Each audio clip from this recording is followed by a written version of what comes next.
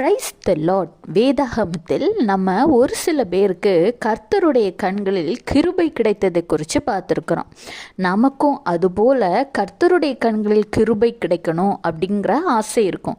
ஏனெனில் கிருபை கிடைத்தவர்களின் ஆசீர்வாதம் பிற்காலத்தில் எப்படி இருந்துங்கிறத நம்ம வேதாகமத்தின் மூலம் தெரிந்து கொள்கிறோம். கர்த்தருடைய கண்களில் கிருபை கிடைக்கணும்னா நீங்கள் எப்படி இருக்கணும் தெரியுமா? சங்கீதம் 103:17, கர்த்தருடைய கிருபையோ அவருக்கு பயந்தவர்கள் மேலும் அவருடைய நீதி அவர்கள் பிள்ளைகளுடைய பிள்ளைகள் மேலும் அநாதியா என்றென்றைக்கும் இருக்கும். ஆமாங்க, கர்த்தருடைய கண்களில் உங்களுக்கு கிருபை கிடைச்சுன்னா நீங்கள் மட்டும் ஆசீர்வாதமாக இருக்க மாட்டீங்க, உங்களுடைய பிள்ளைகள் பிள்ளைகளுடைய பிள்ளைகள் இப்படி தலைமுறை தோறும் தலைமுறையாய் அந்த ஆசீர்வாதம் நீடிக்கும். அதற்கு நீங்கள் என்ன செய்யணும் தெரியுமா?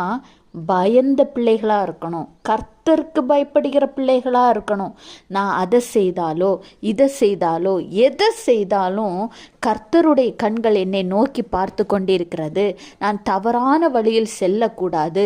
உலகத்தின் கண்ணிற்கு மறைவாக இருந்தாலும் நீங்கள் எந்த இடத்தில் ஒளிவாக இருந்தாலும் உங்கள் அருகில் கர்த்தர் இருக்கிறார் என்பதை மறந்துவிடக்கூடாது.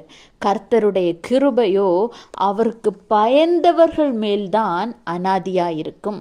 கர்த்தர் உங்களையும் உங்கள் குடும்பத்தையும் ஆசீர்வதிக்க வேண்டும் என்றால், உங்கள் பிள்ளைகளை சன்னதியாய் ஆசீர்வாதம் தொடர வேண்டும் என்றால் கர்த்தருக்கு பயப்படுகிற பயம் உங்களுக்கு வேண்டும்.